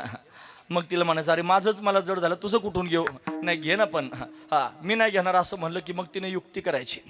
तिनं तिचं दप्तर खांद्यावर घ्यायचं आणि पळत सुटायचं, जणू काय माझ्यावर रुसलेली आहे असा रुसवा दाखवून त्यांनी पळायचं आणि फार दूर अंतरावर जायचं आणि जाऊन ते दप्तर रस्त्याच्या मध्यभागी ठेवायचं. तुम्ही ऐका बरं, मध्यभागी दप्तर ठेवायचं आणि तिथून हात वर करून मला सांगायचं, आणायचं तर आण, नाही तर आणू नको, मी चालले. आणि तिने धूम ठोकून पुढे पळून जायचं आणि दप्तर मात्र रस्त्यातच ठेवायचं. खरं सांगा, आता दप्तर न्यावं की नाही न्यावं? न्यावंच लागेल. का बरं? तिनं आता त्याचा काय केलेला आहे, भार घातलेला आहे. तू आण, नाही तर आणू नको, मी चालले. नाईलाज असतो. घरी गेल्यानंतर फार आरडाओरडा, रडणं कडणं, हातपाय आपटणं सगळं जरी झालं तरी दप्तर मात्र मलाच न्यावं लागलं. महत्वाचा मुद्दा आहे. का बरं? भार घातला आणि मोकळी झाली हात वर करून, तू आण नाही तर आणू नको. तसं माझं जीवन आहे. मला मनुष्य शरीर प्राप्त झालेलं आहे, मी देशावर झालेलो आहे, मी भगवंताच्या समोर गेलेलो आहे आणि त्याला विनंती करून माझं जीवन भगवंताच्या समोर मांडलेलं आहे. आणि त्याला सांगितलेलं हे बघ मला काही कळत नाही, मी नुसता चिखलाचा गोळाच आहे, मला उद्धरून कसं जायचं आणि तू कसा प्राप्त होशील आणि मोक्ष कसा प्राप्त होईल काही समजत नाही. जे समजतं ते तुलाच समजतं, आता तुलाच काय करायचं ते कर. असं जर तुम्ही भगवंताच्या समोर शुद्ध अंतकरणानं म्हणाल तुम्हाला लाभ होईल. काय लाभ होईल? महत्वाचा मुद्दा सांगतोय. काय लाभ होईल? भगवान कृपा करील आणि भगवंताच्या कृपेनं तुमच्या जीवनामध्ये संत येतील, श्रीगुरु येतील. हा महत्वाचा विचार. देव तुमच्या जीवनामध्ये संतांना पाठवून देईल. ते संत जीवनात आले रे आले, मग चिंता करायचं काही कामच राहणार नाही. का झालं? भार घातला. कसं काय भार घालता आला? देशावर झालो आणि म्हणून भार घालता आला. भार घातला, देवाला कळाला, देवानं प्रसन्नतेनं त्यांनी कृपा केली आणि लाभ झाला. देव संतांच्या रूपानं प्राप्त झाला, संत रूपानं त्यांनी देवाची प्राप्ती झाली. आणि मग ते संत जवळ आले, मस्त करून हात फिरवला, फार प्रेमानं जवळ घेतलं. लावून या हात कुरवाळीला माथा, सांगितले चिंता न करावी, कटिकर समचरण साजिरे, राहिला भेवरे तिरी उभा, खुंटले सायास आणि कया जीवा, धरेले केशवा पाय तुझे, तुझं वाटे आता ते करी अनंता, तुका म्हणे संता लाज माझी.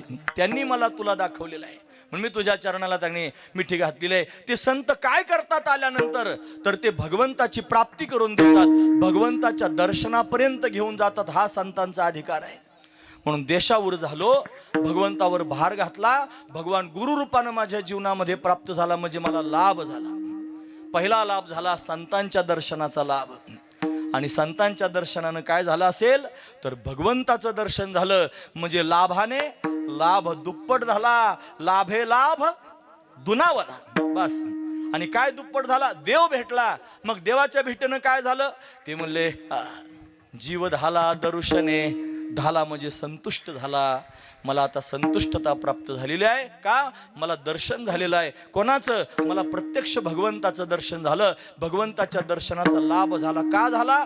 संतांच्या दर्शनाचा लाभ झाला, त्यानं देवाच्या दर्शनाचा लाभ झाला. म्हणून हेच वर्णन करून सांगतात, भाग्ये झाली संत भेटी. फार भाग्यानं संतांची भेट झाली. असं भाग्यानं जर संत भेटत असते तर कोणालाही भेटले असते, कोणालाही नाही भेटत. मग त्याच्या अंतकरणामध्ये संतांच्या भेटीची इच्छा पण असली पाहिजे. नाही तर लोक आता संतांना पाहून वाट वाकडी करतात. त्यांना संतांना भेटावं असं वाटत नाही. इकडे एरवी किती गप्पा मारतील कोणाबरोबर, पण संत पाहिलं की त्यांना वाटतं नको, हे खटखटच आहे घेण्यात देण्याची. हे देवा धर्माचं सांगायला लागेल, एक सुद्धा विनोद नाही, काही हसायला नाही. 2 तासाचं कीर्तन झालं तरी नुसतं असं आपलं पाहतच राहायचं. उभं राहून प्रवचन चालू आहे, मध्ये प्रमाण नाहीत, काहीच नाही अजिबात, असं एखाद्याला वाटतं ना, याचं काय ऐकायचं. पण हे जर ऐकाल ना, हित होईल महाराज तुमचं. हे हिताचं सांगतोय, याच्यातच खरं हित आहे, पक्क लक्षात ठेवा. म्हणून त्यांनी पोटात ओढ असली पाहिजे संतांच्या भेटीची. म्हणे आवडी पोटी होती ते. उगाच भाग्यानं भेटतात असं म्हणून चालत नाही. पोटात संतांच्या भेटीची आवड पण असली पाहिजे. म्हणून संतांच्या भेटीची आवड ज्याला आहे, ईश्वर ती आवड जाणतो आणि संतांची भेट घडवून देतो. तुकोबाराय म्हणतात तेच झालं. भाग्य झाली संत भेटी, आवडी पोटी होती ते. माझ्या पोटात पूर्वी संतांच्या भेटीची आवड होती, म्हणून मला संत माझ्या जीवनामध्ये भाग्यानं प्राप्त झाले. आणि संतांच्या प्राप्तीनं काय झालं असेल तर परमात्म्याची प्राप्ती झाली. जीव संतुष्ट झाला, म्हणून आता मला काही बोलता येत नाही. काय सांगू? काय बोले बोलावे, हा महत्वाचा मुद्दा आहे. असं उलट गेलं की मग तिथं जाऊन पोहोचता येतं. हा महत्वाचा मुद्दा आहे. म्हणून हे तेवढं सोपं नाही महाराज. हे बोलायला कंबर बांधून कोणालाही बोलता येऊ शकतं, पण देशावर होणंच मुळात फार कठीण आहे.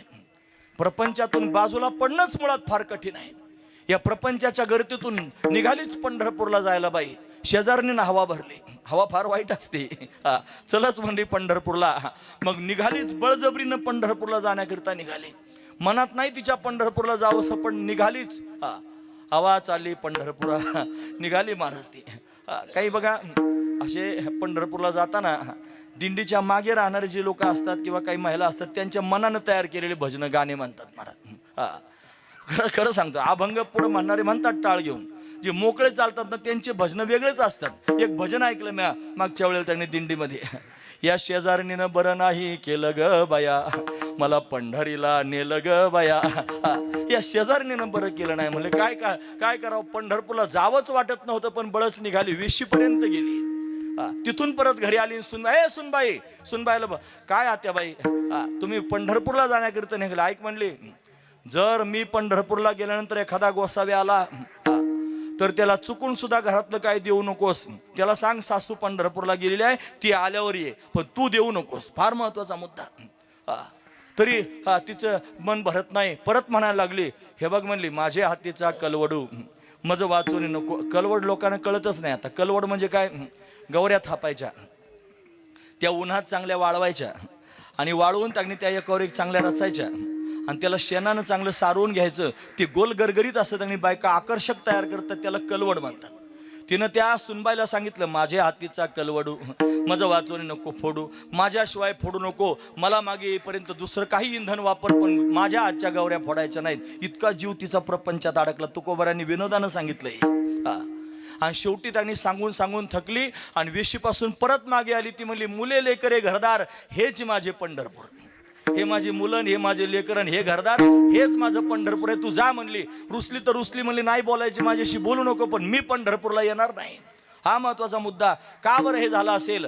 तिच्या मनानं पंढरपूरला जायचं स्वीकारलं नाही, म्हणजे तिला देशावर होता आलं नाही.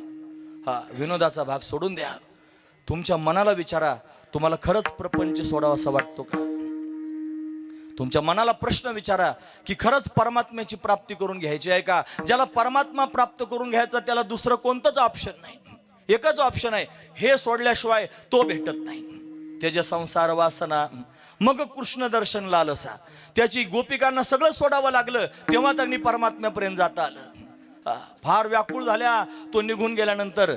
हे दिलदार यार प्यारे, गलियों में मेरे आजा, मेरा यार बन के आजा, मेरा प्यार बन के आजा. हरि जी मोरी अखियन आगे रहियो, नाथ मोरी अखियन आगे रहियो, गोविंद मोरी अखियन आगे रहियो, नाथ मोरी अखियन आगे रहियो, हरि जी मोरी अखियन आगे रहियो.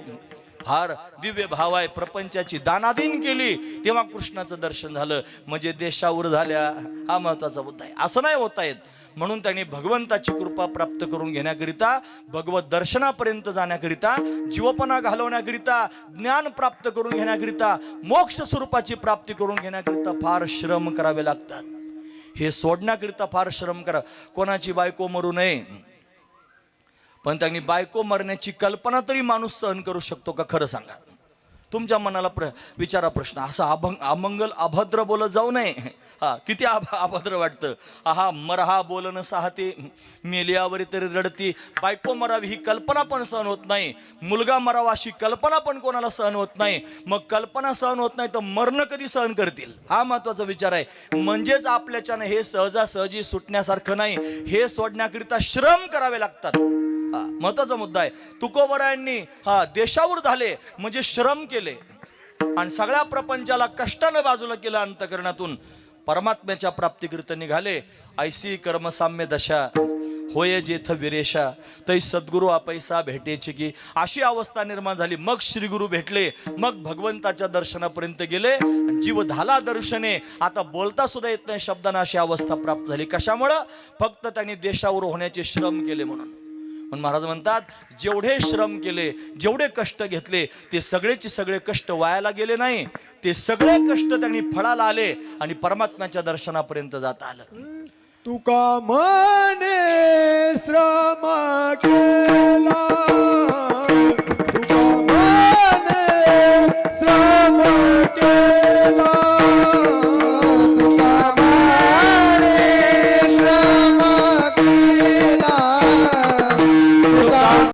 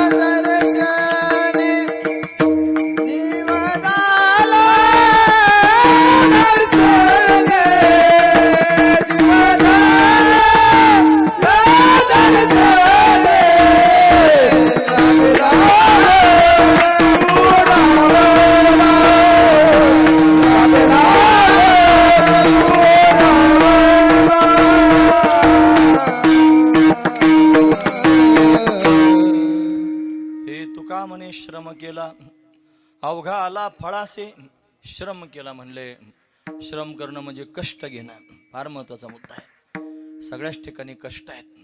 एवढा मुद्दा सांगून थांबतो, लक्षपूर्वक ऐका. आता हे 9च्या नंतर थांबणं हे सुद्धा कष्टच आहेत. असं 7:30ला कीर्तन सुरू झालं होतं. वक्त्याला निदान 1-1.5 तास तर बोलायला पाहिजे ना. हे सगळं त्याच्यातच आहे अंतर्गत. भजन प्रमाण टाकणे म्हणणं सुद्धा असू द्या. श्रम केला, देशावर होण्याकरिता श्रम करावा लागला, म्हणजे प्रपंचातून बाजूला होण्याकरिता श्रम करावा लागला. परमार्थात गेले, मग परमार्थात काही श्रम नाहीत का? फार श्रम आहेत महाराज. तुम्ही बारकाईने बघा. उगा आपण वारकऱ्याला सामान्य समजतो, सामान्य नाही वारकरी. तो बघा त्याची चर्या कशी आहे. तो पहाटेच त्याने जागा होतो, तो काकडा म्हणतो, तो नियमाचे अभंग म्हणतो. त्याचं जीवन बघा कसं तंतोतंत आहे. त्याच्या जीवनामध्ये श्रम आहेत. परमार्थ करायचा म्हणलं तरी श्रम आहेत महाराज. माणसानं स्वतःच्या मनाला आवरणं फार श्रम आहेत. गळ्यात माळ घातल्यानंतर त्याला चुकीचं वागता येत नाही, असंच वागाय. त्याला मन मारावं लागतं बऱ्याच ठिकाणी. असं त्यांनी त्याच्या मनातले भाव त्याला दाबून ठेवावे लागतात, ते पण श्रमच आहेत. म्हणजे प्रपंच सोडणं हा श्रमच आहे.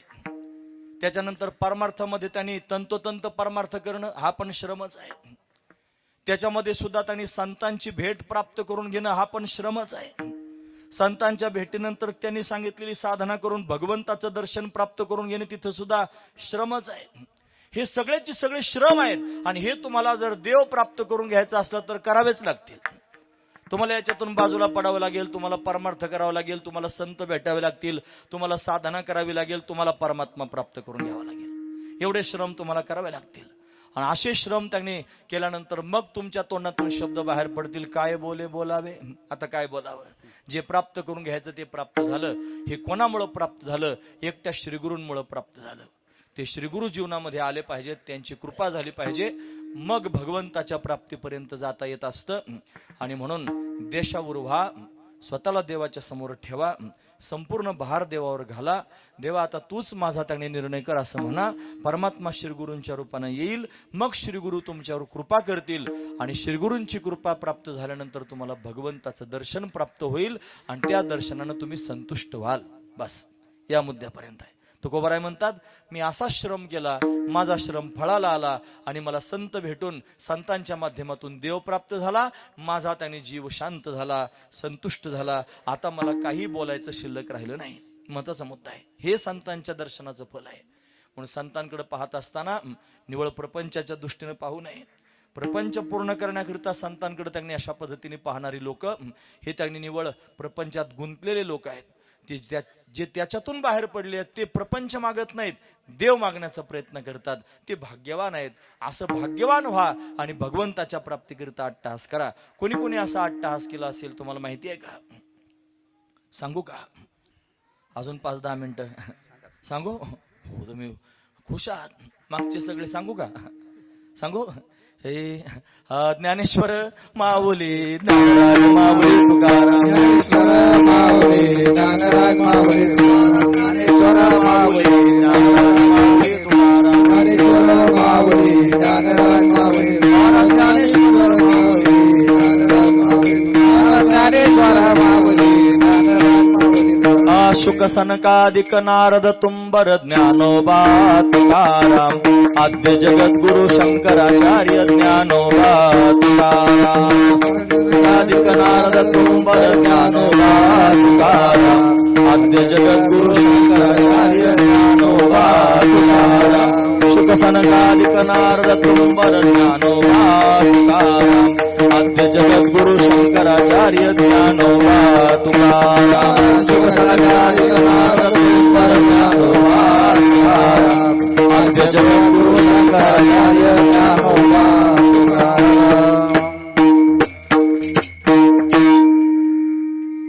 यथामती यथावकाश भगवंताची सेवा करण्याचा प्रयत्न केला. झालेली सेवा भगवंताच्या संतांच्या चरणी समर्पित करून याच ठिकाणी थांबूया. 2 तास बसून तुम्ही माझी बडबड ऐकून घेतली. तुम्हा सगळ्यांच्या अंतःकरणापासून धन्यवाद. गुणवान मंडळींनी फार सुंदर साथ केली. तुम्हा सर्वांच्या अंतःकरणापासून धन्यवाद. साऊंड सिस्टीम सहज आहे, मला चांगलं बोलता आलं, त्यांच्या अंतःकरणापासून धन्यवाद. पंचकृषीतून फार दुरून दुरून भाविक मंडळी या ठिकाणी उपस्थित आहेत. फार दुरून आपण आलात. कष्ट घेऊन आलात आणि 9च्या काट्यावर थांबायला पाहिजे होतं. 9:20 होऊन गेले तरी पण तुम्ही 20 मिनिटं सहन केलात. सर्वांच्या अंतःकरणापासून धन्यवाद करतो. महात्मे समोर बसलेले आहेत, ज्यांच्या समोर आरडाओरडा करून हातवारे करून त्यांनी बोलणं योग्य नाही, तरी सुद्धा आवेशात आल्यानंतर त्यांनी उद्धटपणानं जरी मी हातवारे करून आरडाओरडा करून बोललो असलो तरी तुम्ही संत माझे या कडा कराल कृपेचा बहुडा, तरी तुम्हा माने एवढा होईना मी तुम्ही संत मायबाप सांभाळून घ्याल अशी अपेक्षा करतो आणि तुम्हा सर्वांच्या चरणावर मस्तक ठेवतो. मस्तक माझा पायावरी या वारकरी संतांच्या सर्वांना नमस्कार करून थांबतो. या जंगलामध्ये सुद्धा मंगलमय असणारा हा सोहळा संपन्न होतो. जंगलमय मंगल ही त्यांनी दिव्य स्थिती आपल्याला प्रत्यक्ष पाहायला मिळते आहे आणि ही त्यांनी स्वामीजींच्यामुळे त्यांनी सहज शक्य झालेली आहे. एवढे मोठे मोठे सोहळे त्यांच्यामुळे या ठिकाणी घडतात. विद्यार्थ्यांवर संस्कार करण्याचं काम या ठिकाणी होतं. एक विशिष्ट दिव्य असणारी साधना या क्षेत्रामध्ये त्यांनी संपन्न होते. कोणीतरी पुढाकार घेतल्याशिवाय असं होत नसतंय आणि म्हणून त्यांनी आपलं जीवन परमार्थ कार्याकरता वाहून घेतलेलं आहे. म्हणून त्यांच्या माध्यमातून हे सोहळे या ठिकाणी संपन्न होत आहेत. तिकडं आता पलीकडे ही जी आबळ आहे आता सध्या आपली, काय वरतून पाऊस येत होता, मग तुम्ही स्वतःला सावरत होते, जर जास्त आलं तर काय करायचं असा विचार करत होते. हे सगळं त्यांनी आपल्या मनात घडामोडी चालू होते. का बरं? आपल्या डोक्यावर छत नाही म्हणून. छत कधी तयार होईल? तो सभामंडप तयार झाल्यानंतर होईल, म्हणून त्याच्याकरिता आपण तो करू घातलेला आहे. त्याचं त्यांनी आता पायाभरणी झालेली आहे. भविष्यात त्याचं काम अशा पद्धतीने पूर्ण होईल आणि मग पुढचे जे सगळे कार्यक्रम आहेत ते त्याच सभामंडपात संपन्न अशा पद्धतीने होतील. कोणती गोष्ट एकदम होत नसते, भगवत कृपेने थोडे कष्टही सहन करावे लागतात. हळूहळू सगळ्या गोष्टी त्यांनी होत असतात. पण आपल्या सगळ्यांच्याच सहकार्यातून तो मंडपही या ठिकाणी तयार होणार आहे. पण आपणच आहोत सहकार्य करणारे, म्हणून आपण सर्वांनी सहकार्य करावं आणि लवकरात लवकर तो मंडप तयार करावा. म्हणजे आपण शब्द असा दिले की मंडप तयार झाला तरच पुढची कथा करायची, नाही तर नाही करायची. हा सरळ आहे, खरं की खोटं? म्हणून जर मंडप पुढच्या वर्षीपर्यंत तयार झाला ती कथा नाही, कथा कधी मंडप झाल्यावर. हा महत्वाचा मुद्दा, असं त्यांनी लावून घ्यायचं तुम्ही. पण अशा पद्धतीने फार सुंदर व्यवस्थापन या ठिकाणी होत आहे. भगवान महादेवाची या ठिकाणी पूजा होते आहे. गायत्री मातेचे अनुष्ठानं होत आहेत. अनेकांवर संस्कार या ठिकाणी केले जात आहेत. महात्मे त्या माध्यमातून या ठिकाणी उपस्थित होत आहेत. ज्यांनी जीवन ब्रह्मचार्यांनी या सगळं दिलेलं आहे धर्मकार्याकरिता आणि ते रात्रंदिवस अट्टाहास करत आहेत. मार्गदर्शक ज्येष्ठ श्रेष्ठ मंडळी या ठिकाणी उपस्थित आहेत. तुमच्या सर्वांच्या मार्गदर्शनाने हे सुंदर पद्धतीने त्यांनी सुरू आहे. असंच हे त्यांनी चालू राहावं. सर्वांच्या अंतकरणात धर्मजागरण व्हावं आणि सर्वांना उद्धाराची ओढ अंतकरणात निर्माण व्हावी. सर्व देशावर व्हावेत. भगवंताच्या कृपेनं संतांची प्राप्ती होऊन मोक्ष स्वरूपापर्यंत जाता यावं, हेच परमार्थाचं फळ आहे. आणि अशा पद्धतीने आपण सर्वांनी परमार्थ करावा अशी सदिच्छा अंतकरणापासून व्यक्त करतो आणि श्रीगुरूंच्या चरणावर मस्तक ठेवून याच ठिकाणी थांबतो. चाल झालीच आहे असं समजूया आणि मोठ्या प्रेमानं भगवंताचं चिंतन करूया. हे बघा 7:30ला कीर्तन सुरू झालं होतं, अजून 9:30ला 2 मिनिटं कमी आहेत. म्हणजे तुमचा एवढा सुद्धा बांध रेटला नाही मी, कुठं अलीकडंच थांबलेलो आहे. हा महत्वाचा मुद्दा आहे. हे विठ्ठल जय जय विठ्ठल, विठ्ठल जय जय विठ्ठल, जय जय विठ्ठल, बोले जय